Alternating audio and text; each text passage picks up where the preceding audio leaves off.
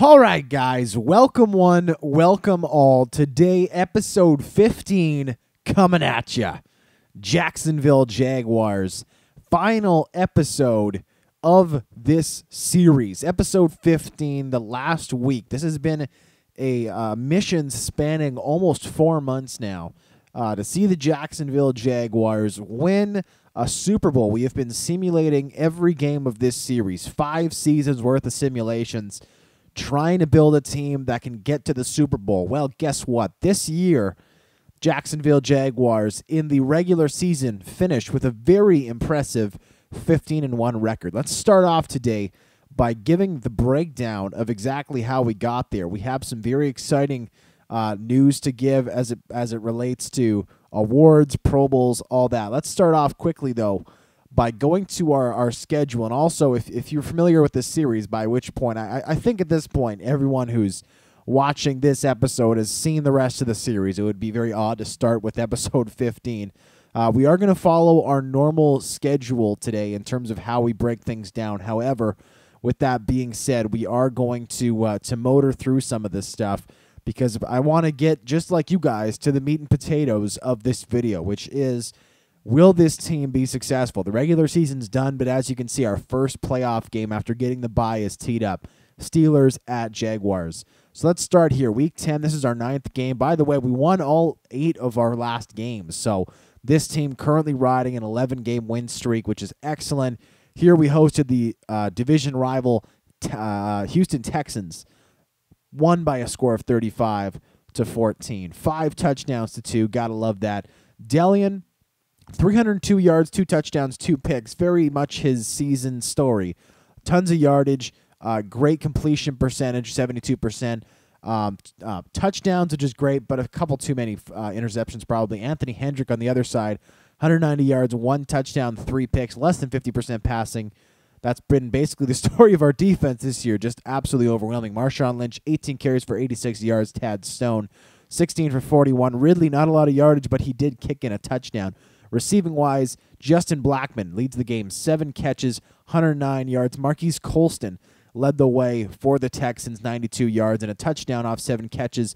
Catching touchdowns for the Jags, Cobb and Haskell, both with very nice games. Defensively, leading the game in tackles, Brian Cushing, Brandon Browner with 9 each for the Texans. You have to go quite far down the list here. Gooden and Washington leading the way for the Jags with 7 apiece. Sacks in this one, just 1 for DeMarcus Ware. That was the only one in the entire game. Picks, meanwhile, Browner and Smith have them for the Texans. Cyprin, Greenwood, and Gratz with the interceptions for the Jags. Kicking, we got Boom, Tucker 0 for 1, missing, I think, his first field goal the entire season. Punting, Boom. Kick return, Boom. Punt return, Boom. And as always, we'll stop if there's something special to report there. As of right now, don't think there is anything special to report. This was also, this week, saw Earl Zoe Shorter go out for a span of about 4 weeks. All the injury information, everything is on the PDF, as always. This game also saw Jefferson unable to play, and Marshawn Lynch. This was the first of 2 games for him to miss, so some key injuries there to keep in mind. This was a game that we won against the Colts, another division rival. 469 yards for Delian. Huge game. 3 touchdowns and a pick. Luck, meanwhile, 215 and a touchdown. Not a terrible game, but not very explosive. Rushing the ball, Ridley, again, came in for Lynch, who was injured at the beginning of the game. 11 carries, 69 yards for Ridley, 4 for 30 before Lynch was out of the game. TJ Petrovich, former 5th overall pick of the Colts, just 28 yards off 14 carries, 1 touchdown for him. Receiving-wise, Randall Cobb, huge game, 167 yards, 1 touchdown. Blackmon just as huge, 117, 2 touchdowns, both guys bringing in 11 balls. Carrier, 8 catches for 52, leading the way for the Colts. Xavier Blackledge, big man out of Northern Iowa, 69 yards off 4 receptions. Defensively, leading the game in tackles, David Harris and Eric Berry with 9 apiece for the Jacksonville Jaguars. Darrell Washington leading the way with 8 tackles. Sacks in this one, DeMarcus Ware picks up the lone QB kill. INTs, Steely Knox gets 1 for the Colts. Kicking in this game, Justin Tucker finishes 2 for 3. Punting, meanwhile, Boom, kick return, boom, punt return, boom. Nothing very special to report there. So after that victory against the Colts, Jags, I don't know why it's bringing me back to the preseason schedule. We went into Dallas, beat the Cowboys 43-27. Another game where we gave up a lot of points, but my goodness, we just score so many points. It's ridiculous. Juan Delian, 412 yards through the air, 3 touchdowns, 2 picks. Connor Porciao, I think that's how you pronounce that, 152, and no touchdowns, no picks. Also just 41% completions. Not very good. Delian at 77. That is ridiculous. Stephen Ridley, 131 yards off 14 carries, 2 touchdowns. I was hoping to get Bari Suber some carries this year.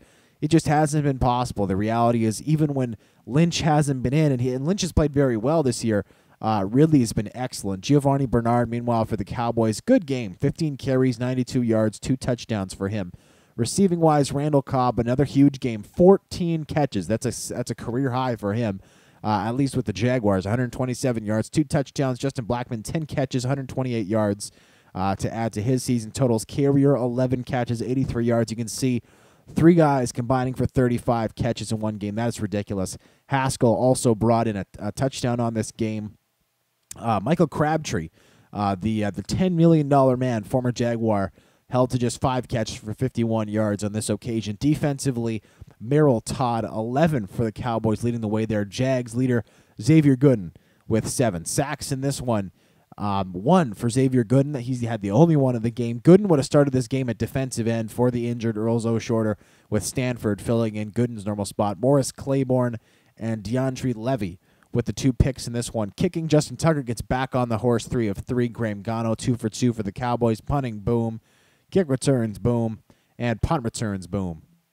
All right, that's that. Also, for those of you who are wondering, I had a channel announcement earlier this week, last week, on Tuesday, about what my next series is going to be. Stay tuned for those details. Following our victory in Dallas, we hosted the Tennessee Titans, another division rival, and we scorched them 40-13. Just pasted him up against the wall. Juan Delian, 229, 2 touchdowns, 1 pick. Conservative game from him. Charlie Mosley, though, we dominated. 183 yards, two picks for him, no touchdowns to speak of. Running the ball, Stephen Ridley, 56 yards off 17 carries. Bari Suber, 34 off 12. Not a great game for either of them, but we held Kyle Orey to just 33 yards off 13 carries. Receiving-wise, we had 107 yards off 9 catches for Blackmon. Randall Cobb, 55 yards off 5 catches for 1 touchdown as well. Ridley getting up there with 5 catches. Leading receiver for the Titans, Vance McDonald, 53 yards off 4 receptions for him. Defensively, leading the game in tackles. Holy crap. Bernard Pollard, 21 tackles. I don't believe I've ever seen a number that high. That is wild. Xavier Gooden, 11 for the Jags. Wow, 21 tackles in a game. That's got to be an NFL record. Xavier Gooden, 1 sack. Interceptions in this one, 2 for Terrell Jefferson, 1 for Miles Burris. A former Buffalo Bill, for those of you who are familiar with our series there. Terrell Jefferson, both of his picks went for pick 6s, as did Miles Burris. I was wondering where our extra points must have come from. Kicking-wise, Justin Tucker goes 4 for 4. Caleb Sturgis goes 2 of 2. Punting, boom. Kick return, boom. Punt return, boom. There we go. At this point, the Jags are rocking an 11-1 record. I believe it was that week that saw us clinch the division with 4 games to go. This was a tight victory against another division rival, the Houston Texans again, a team that we opened the second half of our season to, beat by 3 touchdowns at home. Here we go into Houston, and our closest victory of the season, a 4-point contest, 37-33 the score. Player stats in this one, Delian threw 4 picks. That hurts. 365 yards, 2 touchdowns is great. 4 picks, though, just never okay. 237 yards for Anthony Hedrick. 1 touchdown, 1 pick. Running the ball, Marshawn Lynch, 18 carries, 70 yards. Ridley, 11 for 61. Both of them had a touchdown. Taz Stone held short again. 15 carries for 43 yards. Receiving-wise, Justin Blackmon, 12 catches, 118 yards. 1 touchdown. Cobb, just as good. 10 catches, 120 yards, 1 touchdown for him. Leading the way for the Houston Texans was Donfred McMullen, 6'1", 203 out of Illinois, 3 catches, 103 yards, and 1 touchdown. Defensively, 12 tackles for Gooden and Bethia. They led the game. 2 sacks for Gooden. This would have been Gooden's final game at the defensive end position, I believe. 2 sacks for him, 1 for DeMarcus Ware, 1 for J.J. Watt of the Houston Texans. Picks in this one, Jimmy Smith had 2, Tremont Oxendine had 1, and Bleedy Way Wilson had 1, all for the Texans. Terrell Jefferson kicked in the Jags' lone pick. Blair Walsh was perfect, as was Justin Tucker. Punting-wise, boom. Kick return, boom. Punt return, boom. So the Jags escape out of Houston with the victory. 3 games to go on the regular season. This one we played at home, our final home game of the season against the Patriots. We took it by a score of 27-13. Rafael Oliveira, the quarterback who did not start apparently but did play, 18 yards for him. Bryce Callaghan, the actual starter of the game, 251 yards, 2 touchdowns, 2 picks for him. Delian, another lackluster outing, 281 yards, no touchdowns, 1 pick. I don't think there was a single game this season where Delian did not throw an interception, which is disappointing considering that he has 99 awareness. But for whatever reason, just could not stop throwing picks this year. Rushing, Marshawn Lynch, 16 rushes, 70 yards. Kevontae Mellon, 11 for 22. An average rush of just 2 per carry. Got to give credit to our defense for having stellar run defense all season long. Golden Tate led the game in receiving 11 receptions for 145 yards. Leading the way for the Jags, Randall Cobb down here, 5 receptions for 77 yards. Though, to their credit, Blackman and Haskell did chip in decent games, though lackluster games by their standards. Darrell Washington led the game with 12 tackles. He also had 2 sacks. Phenomenal outing for him. In addition to that, Gooden, Edwards, and Shorter get in. So 5 sacks as a team for the Jags. Picks in this one, Antoine Blake, Terrell Jefferson for the Jags, Darius Slay for the Pats. 1 pick 6 in this one for Antoine Blake, who, by the way, is now up to 99 overall as our free safety. Justin Tucker was perfect, 4 of 4. Punting-wise, boom. Kick returns, boom. And punt returns, boom. There you have it. On to the next one. Jags, 2 more games on the year, both of which were on the road. At the Redskins, we hoofed them 52-28. Gave up a lot of points, but man, when you score 52, you're not going to lose a lot of games. Juan Delian, 347 yards, 3 touchdowns, 1 pick. Robert Griffin III, actually almost a better game, 332 yards for him, 4 touchdowns, 2 picks. Talk about a shootout. Running the ball, Marshawn Lynch, 16 carries, 81 yards, and a touchdown. Ridley got his fair share of carries as well. 9 carries, 58 yards, 1 touchdown. Denard Robinson, the former Jaguar who got paid this offseason, comes in, finishes 3rd in the game in rushing. 12 carries, 36 yards, no touchdowns to speak of. Gotta love that. Receiving-wise, Randall Cobb led the game. 10 catches, 126 yards, 1 touchdown. Kicking in touchdowns as well. Jason Witten, Hakeem Nicks, Denard Robinson, Aaron Dobson, Drick Haskell, and Marshawn Lynch. So to his credit, Robinson does have a nice game out of the backfield receiving the ball, but completely stuffed in the run game. Defensively, 10 tackles for DJ Swearinger. He led the game. Never a good sign, by the way, when your free safety leads the game in tackles. Antoine Blake led the game for us in tackles. So that goes to show when it's a shootout, free safety's got to make a lot of saving stops. No sacks in this one to report. Picks in this one. The Redskins got their pick from Gerard Powers, while Mingo and Cyprin, the rookie sensation, pick up picks for this squad. Cyprin gets a pick 6 on his interception. Justin Tucker was perfect, punting wise, boom. Kick returns, boom. Punt returns, boom. Final game of the year, the Jacksonville Jaguars at this point on a 10-game win streak, on a tear. Close it out in Pittsburgh. The same team we're about to play in the playoffs, the divisional round. We took the game 41-17. And this is on the road in a place that's not easy to play in Heinz Field. Juan Delian, 385 yards, 4 touchdowns, but 3 picks. Roethlisberger, very lackluster, 180 yards, but 0 touchdowns, 1 pick.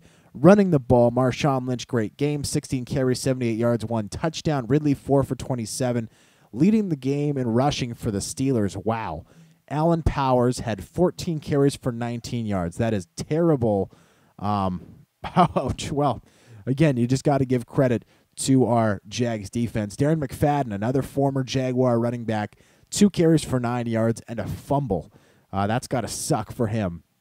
Receiving-wise, Randall Cobb, 8 catches, 134 yards, 2 touchdowns, stellar game. Leading the way for the Pittsburgh Steelers was Brandon Gibson, 5 catches for 47 yards. Haskell, nice game. Reese gets a touchdown. And Richie Callender gets his first career receiving touchdown in this one. Derek Carrier missed this game with a foot fracture, though he will be back for the playoffs. Got to credit Callender for having a nice game and one of his first career starts. Washington led the game with 11 tackles. Perry Riley, a former backup to Darrell Washington, a very nice game. 8 tackles for him at the starting middle linebacker spot for the Steelers. DeMarcus Ware with 2 sacks, got to love it. Playing up to his billing. Picks Darrell Washington, Cortez Allen, Kaluka Maeva, and Andre J.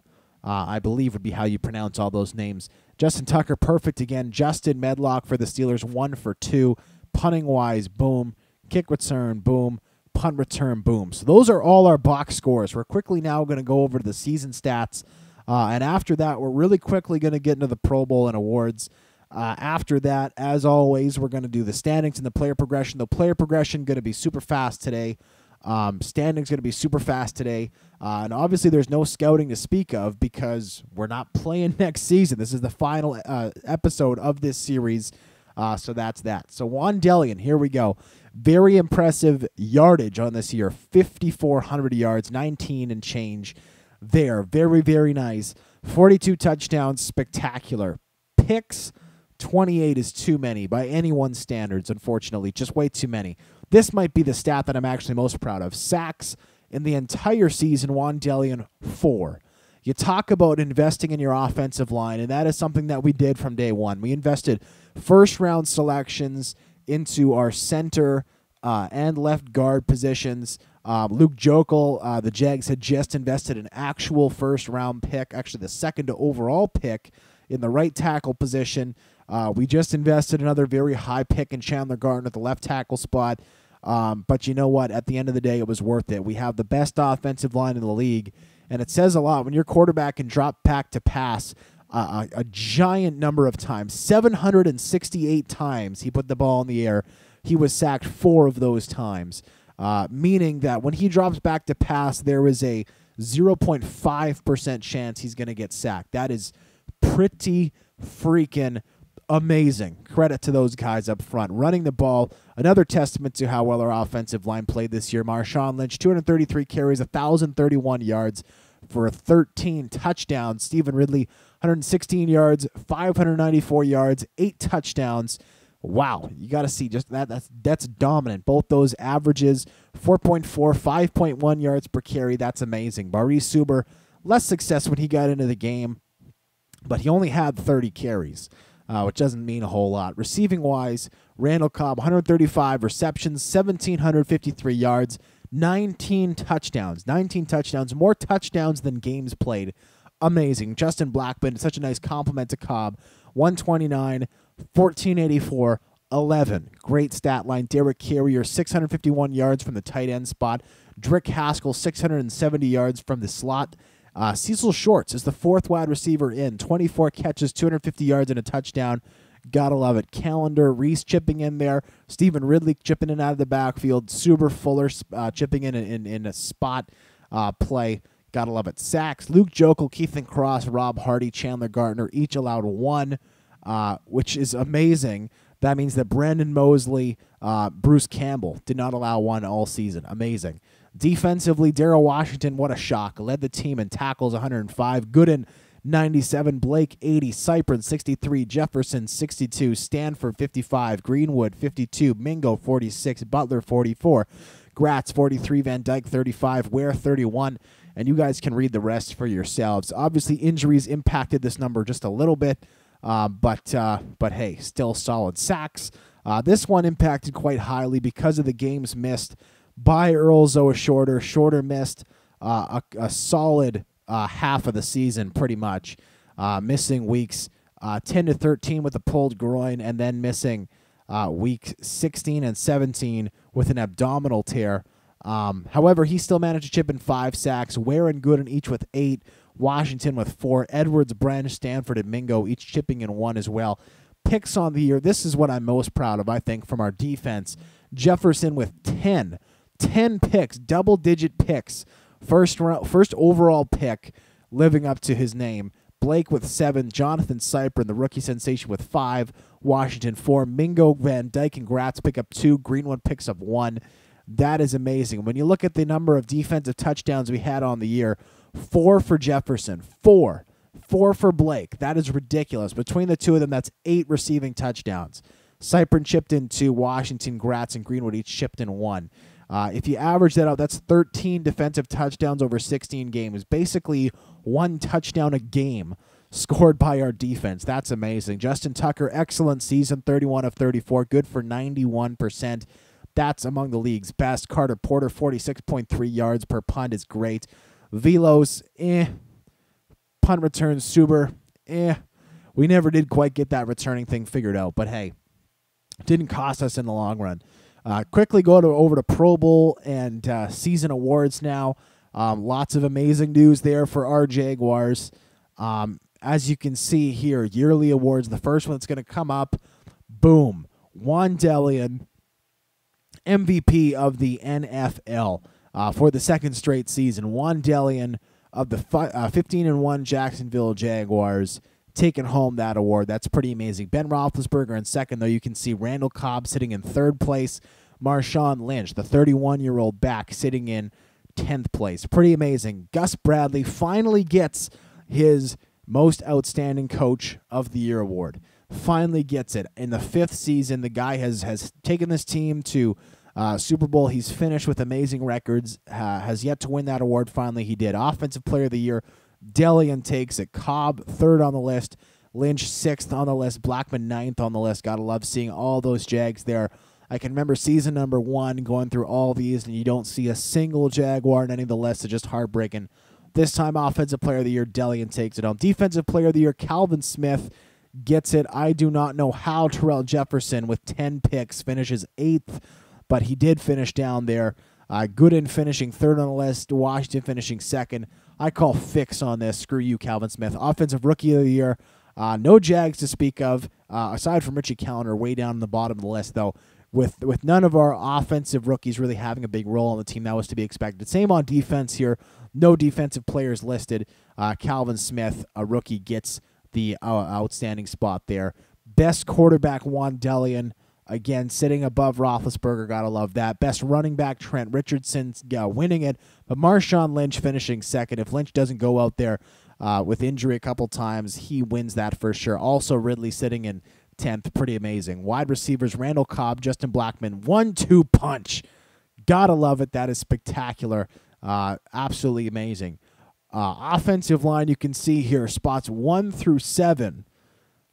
Jaguars. Luke Jokel wins the award, but Rob Hardy, Chandler Gardner, Bruce Campbell, Brandon Mosley, Keithan Cross, Gabe Vizioso, and even Brandon Brooks there.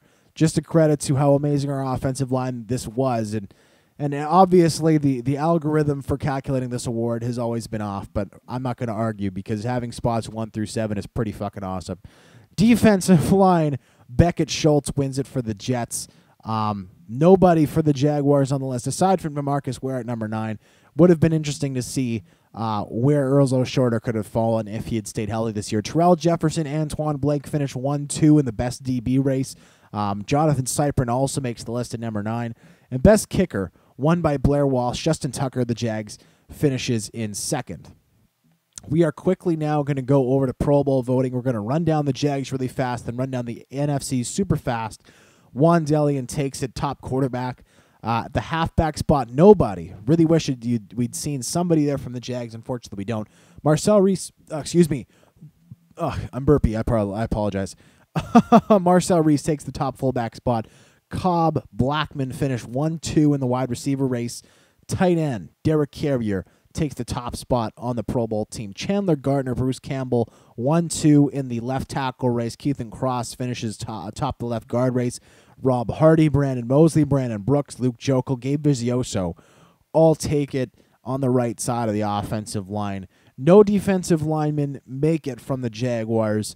Unfortunately, I don't know how this is the case, but Darrell Washington does not make the middle linebacker spot. 2 players from the Texans, Brian Cushing, Navarro Bowman, make it there. That's upsetting, but it is what it is. Xavier Gooden makes the top outside linebacker spot, though. Terrell Jefferson, the top corner on this squad. Unfortunately, no love for Jonathan Cyprin or for Antoine Blake. That's disappointing. But Justin Tucker does make the team as the kicker. I'm not going to read out the names of the NFC guys, but just blitzing through them super quickly. You can check them out on the screen as they go by. Just check out the names of the guys, see where they're playing now. It is always fun to see former players or to see guys who have who are current players in the league and are still current players but playing for different teams. Some of the crazy matchups that you see. Anyways, that's that. Now, quickly onto the standings. And as soon as we're done breaking this down, we'll run through the roster, but I don't think that standings and roster will take more than even 5 minutes combined before we'll get into the simulations. So here we go. First team, obviously, 15-1 Jacksonville Jaguars.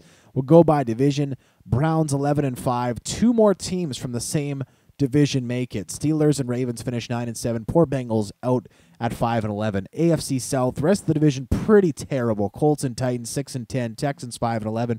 Jags take it all day long. AFC East, Jets 10-6. Dolphins, Bills finish 8-8, finishing off at 500. Patriots 6-10. AFC West, Chiefs take it 10-6. The returning Super Bowl champions, though they were eliminated already in the wild card round. I can say that. I believe even by the Steelers. So they're already out. They will not repeat. Raiders 8-8. Broncos 6-10. Chargers bottoming out in the conference at 3-13. NFC now. Packers take the division 10-6. And wow, Vikings and Bears finish 9-7. No playoffs for either of them. Lions at 7-9. NFC South, Falcons take 11-5. Bucks take 10-6. They get a wild card spot. Panthers 8-8. Saints 4-12. No love for them. Weak division now. NFC East, Redskins take it at 9-7. Cowboys finish 8-8 as they always do. Giants 4-12. Eagles 3-13. NFC West, another super strong division. Mounties 11-5. They make it. Take the division. Cardinals 10-6. They make the playoffs. 49ers and Steelers, 2 teams that are still above 500, fail to make the playoffs. That's heartbreaking. Finishing above 500 and not making the playoffs. We'll quickly go here for points for. You can see across the entire league, Jags took this by more than 160 points. Points against, Jags middle out among the other teams in the league. It's also amazing to see the Eagles only scored 195 points this year. That's literally less than a third of what we scored. Didn't even know that was possible. Jags also going undefeated at home this year. Now, quickly getting over to the rosters. This used to be a really big part of these videos to see how guys had progressed, see what moves had been made. This has tailed off as time's gone on, however, because the team had less change take place every year as guys are more developed and such. So we're just going to run it down really quick. Wandelian, elite, obviously. Halfback, Marshawn Lynch, Stephen Ridley, Bari Suber, all with stellar numbers. Fullback, Marcel Reese, still at 99. Wide receivers, Randall Cobb, 95. Blackman, 92. Haskell up to 89. Amazing how deep we are at that position. Tight end, Derek Carrier, 92. Calendar, the rookie, already up to 85. Left tackle, Campbell and Gardner sitting at 94. That's stellar.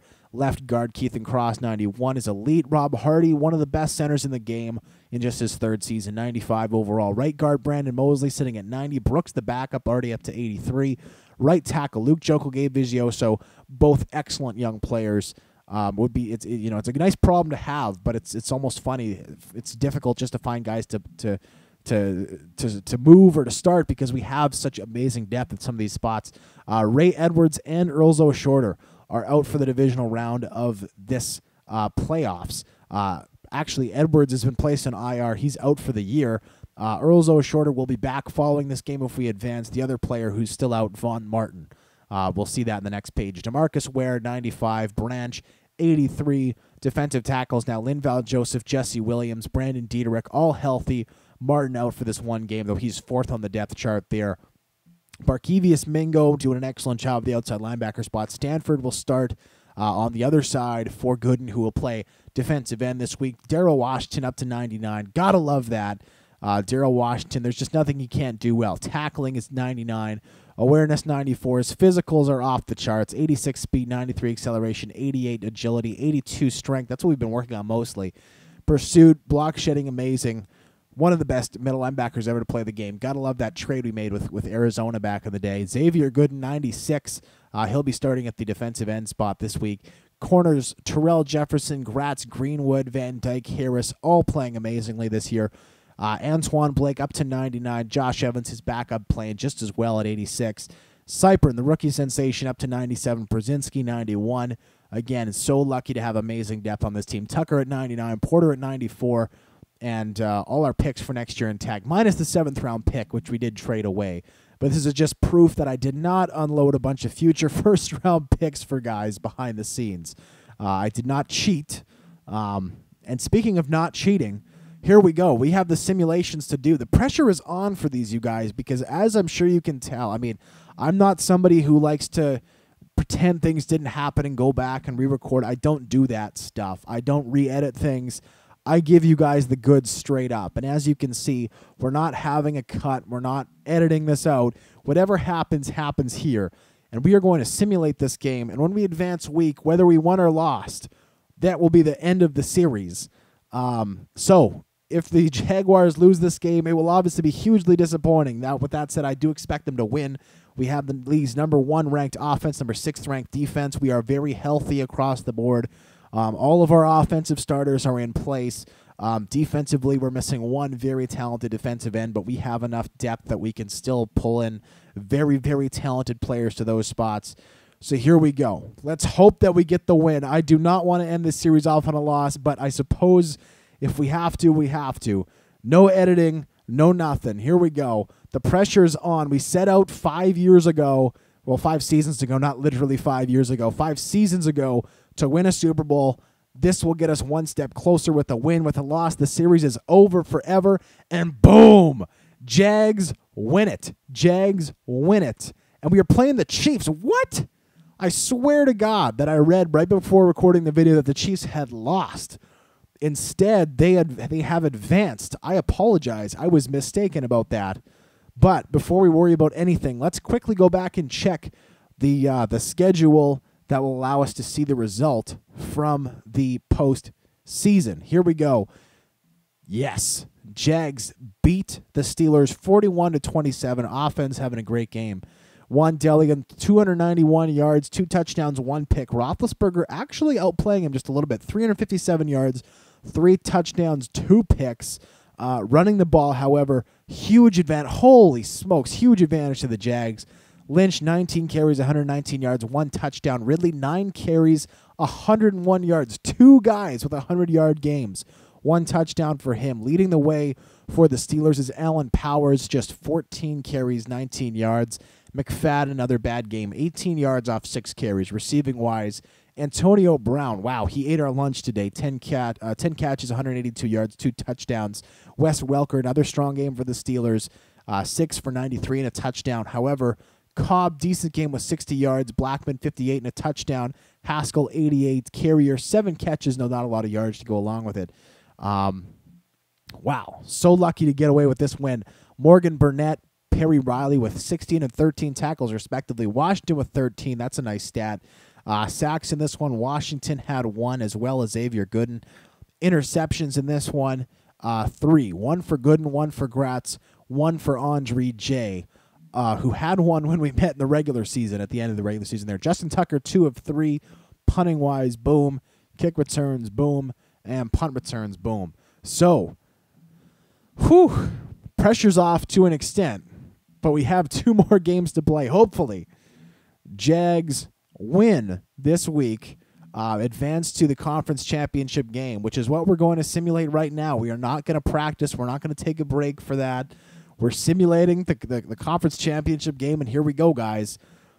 Hosting the Super Bowl champion Kansas City Chiefs, a team that struggled in the regular season last year but came back to win the Super Bowl now in the playoffs as a team that actually finished above 500 with a 10-6 mark. coming into Jacksonville to play against the vaunted Jaguars. And here we go. There should be a story about what happened in our game. Apparently people are a lot... Oh, there it is. Jags win. Jags win. Let's check out the schedule. All I saw in the story there was that Wan'Dalian lit it freaking up in this game. I am very, very excited to see that. So, wow, Chiefs take it. And look at that. Toronto is playing against us in the Super Bowl. What a way for the series to come to a close. Jaguars play against Canada in the Super Bowl. That is amazing. Chiefs came in, they played a strong game, but we beat them by a score of 35-28 to eliminate them from the playoffs. Wow. Very interesting. The Chiefs, the last time we played, first of all, the Chiefs, I think the last time we played them, Zane Gordon was their, or was that, maybe that's not true. I can't remember, but Matt Barkley was their starter this week. 335 yards, 1 touchdown, 1 pick. Delian, 2 touchdowns, 2 picks is decent, but 461 yards, that is incredible. Rushing-wise, Davius Tynes, 16 carries, 48 yards, 1 touchdown. Marshawn Lynch, very bad game by his standards. 12 carries, 35 yards, 1 touchdown, 1 fumble. Fortunately for us, Ridley kicked in a touchdown as well.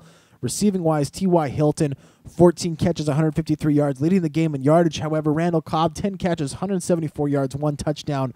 Gotta love that. Justin Blackman, 8 catches, 103 yards. Ace Sanders, the former Jaguar, 8 catches, 83 yards, and a touchdown. Credit to him. I always loved his game. Carrier with 56, Haskell with 74. Defensively in this one, Chris Greenwood led the game. Chris Greenwood led the game, as did Jefferson, 2 corners. Wow. 11 and 10 tackles, respectively. That's weird. Sacks, Earl Zoashorta, Julian Stanford, Andre Branch, each with 1. INTs, Derek Johnson, Jonathan Cyprin, Melvin Ingram, each with 1. Kicking-wise, boom, John Potter missing 1. Justin Tucker, perfect. Punting, boom. Kick return, boom. And punt return, boom. And that is something important that I actually forgot to check, is the injuries that took place between the divisional round and the conference round. I always check for that between regular season games. I'm just so excited right now. I must have forgot to check it between the 2 games. So let's quickly see here. Hopefully nothing crazy going on that just happened. And unfortunately, wow, ouch. We knew that Edwards was out, and he is on the IR, as you can see. Earl Zoashorter has a fresh injury that is going to keep him out for the rest of the season. So Earl Zoashorter sustains 3 separate injuries this year. That is devastating. He's out for the Super Bowl. I'm actually putting this into our PDF as we speak.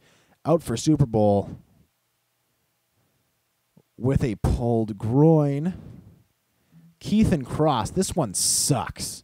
Absolutely sucks. This is a guy who competed all season to get us to the Super Bowl, succeeded, and hasn't missed a game this year, and yet he tore his rotator cuff. That is a super painful injury, and that sucks. And then Brandon Mosley, another guy who stayed healthy all year. So both of our starting guards out for the Super Bowl. That sucks. Out for Super Bowl with an upper arm fracture. Ouch. That sucks. Now we're going to have to quickly go over to the depth chart. Fortunately for us, we have 2 extremely talented backup tackles who will be able to fill in those spots no problem at all. Very, very well. However, just sucks for guys to start all year and then not get to start in the freaking Super Bowl. Left guard Keithan Cross will have Chandler Gartner starting there. Actually, let's just do this. Flip Gartner in. Gartner actually maybe even a better fit in that spot than Cross. Campbell getting the start of the left tackle spot. Then center Rob Hardy. Actually, we should also double check that Brandon Brooks. Let's have, instead of that, let's have Marcel Jones the third. So in case there's an injury in game, we'll have Marcel Jones there. Center Rob Hardy still doing his thing. Right guard Gabe Vizioso will start there. The backup for him will be Brandon Brooks. So in case there's another injury in game, that'll be fine. Here we do take a bit of a hit. Vizioso not quite as strong as Mosley, but still very, very strong at that spot. And we'll have to trust that balances itself out. unfortunate that we have this unit of offensive linemen that stays so healthy all year, has such an amazing season, and then gets broken up in kind of the last possible scenario. So here we go, folks. We are advancing to the Super Bowl as we speak. As you can see, I've done essentially no scouting this year. I have all those points there.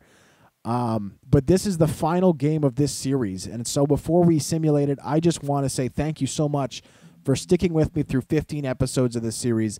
I will confess that this series did not do as well with views as I'd hoped it would. However, I don't regret doing it even for one split second of a microsecond. I have loved doing this series. It's been so much fun to chat with you guys about it in the comments section through messaging and everything. And I really, really love building teams the way that we did in this series. It was an absolute blast. So thank you so much for your support. And here we go. In the world's first, in the world's first, now we're going to play the game. No, in the world's first international Super Bowl, we have the Jags and the Mounties set to compete in Miami, it said. So Jacksonville Jaguars, if you want to talk advantages, we are playing in our home state. Now, I confess that I'm not exactly sure how far apart Miami and Jacksonville are, but I imagine with them being in the same state, they can't be too far apart. So here we go. Super Bowl being simulated right now. Jags in Season 3 did not take it, and boom, there it is. Milestone goal result. Jags win the Super Bowl. I shit you not, guys. Series comes to a close with us achieving exactly what we had hoped to do by this point. Absolutely amazing. What a finish. Jags take the Super Bowl. A team that has never been to a Super Bowl, much less won one in real life. We take that roster, that horrible roster we had from day one. We got everything that needs to go. We bring in all the fresh talent in the world. The result is we go a miserable, I think it might have even been 2-14 that first year. It was a god-awful season, starting off with 8 consecutive losses. The reality, wow, what a year, what a job. And you can see here, top story is about Ben Roethlisberger's retirement. Man, they really suck with these stories. Here we go. The third story, Shad Khan wins his first Super Bowl. Wow. You got to love it. You got to love it. And we'll finish off this series by checking out the schedule. See exactly how things rolled in the Super Bowl. And it was another close game, 37-30. The final score in this one sounds like it would have been a great game. Let's go to the box score just to get a feel for the game story. And wow, as you can see at the half, Jags were down by a score of 16-10. And it took us outscoring the Mounties by 11 points in the final quarter to take this one. Pretty outstanding stuff. Let's go to player stats now, see exactly what happened. Delian, 3 picks, ouch, but 452 yards is outstanding. 2 touchdowns, very nice. Tamarcus Aristotle, one of my favorite names ever. 216 yards, 1 pick for him. Not a strong game. Rushing-wise, Bryce Brown led the game, 21 carries, 53 yards, and a touchdown. Almost nobody. And are you serious? Did we not have a single? This has to be a mistake. This has to be a mistake because we don't have a single running back on the board here for some reason. I don't understand it. What's going on? You're telling me that Stephen Ridley didn't have a carry in this game? No, you're bullshitting me. And for whatever reason, there's no information here about our starting tailback, Skittles. So I don't know. Lynch just not on the board. Don't understand it. Let's just assume that's an error in the code. Let's see if we go back and it kind of refreshes. Nope. All right, here we go. Receiving, though, Justin Blackman, 9 catches, 108 yards. Haskell, 9 for 134 and a touchdown. Randall Cobb, 9 for 133. For any Super Bowl nerds out there, I'd encourage you to check this out. See if there's ever been a trio of receivers in the Super Bowl to each catch for 100 yards. I doubt that that's happened. Carrier, 8 for 27. Josh Gordon leads the way for the Mounties, 6 catches for 51 yards. Wow, what a game. Defensively, 10 tackles for James Laurinaitis. leading the way for them. Gooden leads it for us with 7 sacks in this one. There was 1 for Mingo. That's it. INTs. 4 in the game. James Laurinaitis, Sean Williams kicking 1 each. And also Janoris Jenkins kicking in 1 for the Mounties. Antoine Blake gets the game's only interception for the Jags. Kicking Greg DeLanguin 5 for 5. Justin Tucker 3 for 3, and thank goodness he did. If he'd missed all 3, we would have lost. Punting-wise, boom. And holy crap, punting in this one. Carter Porter had just 2 punts for an average of 51.5. That's ridiculous. Kick returns, boom. And punt returns, boom. And that, you guys, is the series. Thank you so much for joining us for this series. Such a blast to do with you guys. So much fun. And that is why we're going to keep the Madden fun rolling. That is right. We're not taking any significant break. Here's what's happening for those of you who haven't checked out the channel announcement. What's happening on the Tuxedo T-Shirt channel is we are taking the rest of this week off. So there is a bit of a break before the next series starts. However, 1 week from today, we are starting our brand new series, and that is a connected franchise, Madden 25, player mode connected franchise that will feature us playing as rookie sensation. Sorry, it's not Jonathan Cyprin anymore. Rookie sensation Johnny Manziel of the Cleveland Browns. We will take over the Cleveland Browns as Johnny Football and see what we can do with that squad. We will not have it. It'll be the exact opposite of this series in a way. This has been a series that's completely void of any gameplay, all about the GMing skills and the management. The next series will be the exact opposite. No management skills, no nothing. It'll all be gameplay and testing our abilities there. So thank you so much for sticking around through 5 seasons, 15 episodes of this series. So wonderful to do this with you guys. Again, thank you so much for joining me. And until next Monday with a brand new series, I am Tuxedo T-Shirt, and I'm out.